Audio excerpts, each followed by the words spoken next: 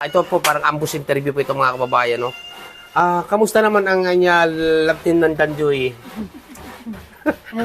Ay, so, Ayos naman. Ayos naman daw po mga kababayan, no? Okay naman ang love team ng Danjoy. okay naman. Ayan, okay naman daw po ang love team ng Danjoy. Kamusta naman si Dan? Ayos naman. Ayan, ano? Are, may tatanong ako sa'yo, huwag kang magagalit, no? Si Dan ba hindi pa nagtatapat sa iyo? Hindi. Ha? Hindi. hindi raw po. Ay, hindi raw po mga kababayan, no? Ito po, ha? Ako nga po, kinikilabot, no?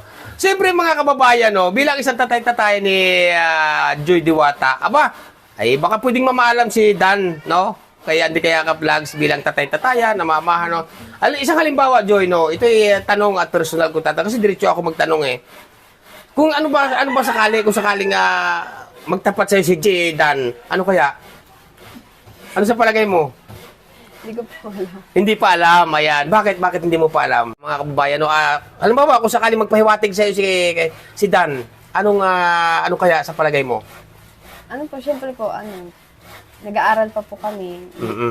Pero okay sa'yo si Dan, ibig ko sabihin yung mga pagkain nagkakasama, hindi ka ba naman kinukulit ni Dan, ganun? Hindi naman. Okay naman. Ayan po mga kalingap. Okay daw naman po, no? Ang ganda po ng sagot ni Joy, mga kababayan, no? Kasi ang dami po